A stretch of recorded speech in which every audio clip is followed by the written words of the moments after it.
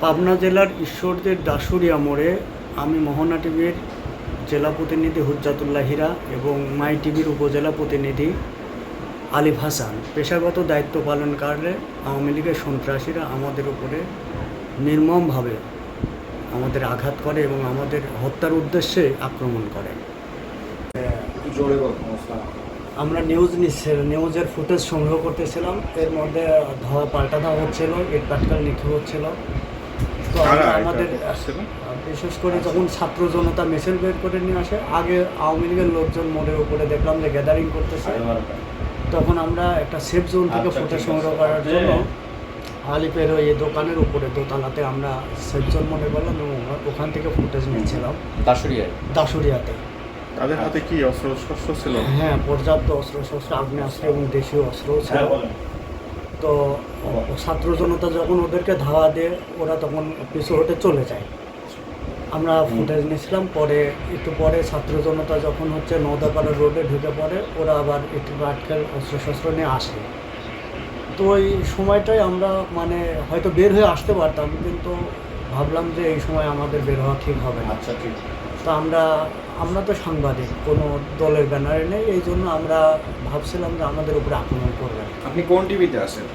আমি মোহনা টিভির জেলা প্রতিনিধি। কার নেতৃত্বে এই হামলাটা হলো? মূলত আমি আর আলিফ হাসান ফুটেজ নিচ্ছিলাম। এর মধ্যে আলিফ হাসানটা কে? মাই টিভির উপজেলা প্রতিনিধি, ঈশ্বরদী উপজেলা প্রতিনিধি। তো আমার স্ট্যান্ড এবং ক্যামেরা ওখানে দাঁড় করাই ছিল। তখন মিঠু আমাকে দেখায় দেয়।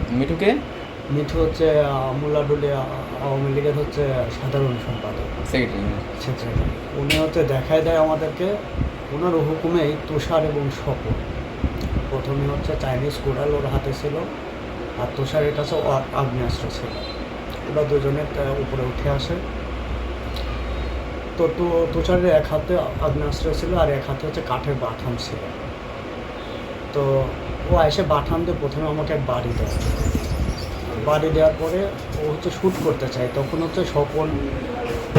স্বপন ওর চাইনিজ কোড়ালের উল্টা দিকে আমার এই ঘাড়ের উপরে আঘাত করে। আমি যখন করি তখন ওর অগ্নেয়াস্ত্রের ওই ফায়ারটা আমার গায়ে লাগে না। হ্যাঁ,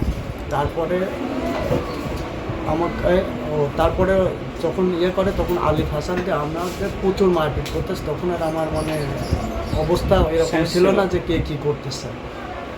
তো এক পর্যায়ে আমি ভাবলাম যে আমি যদি এই অবস্থায় থাকি তাহলে তো আমি মারা যেতে পারি। তখন আমি সিঁড়ির পাশেই আমাকে মারতেছিল। আমি সিঁড়িতে নামার চেষ্টা করি, তখন আমার ধাক্কা দিয়ে সিঁড়ির উপর থেকে ফেলে দেয়। আমি নিচে পড়ে যাওয়ার পরে আমার তখন পর্যন্ত জ্ঞান ছিল। আমি ওঠার চেষ্টা করতেছিলাম, তখন কে যেন এসে আমার আবার মাথার উপরে লাথি দেয় কি বাড়ি দেয় আমি খেয়াল করতে পারিনি।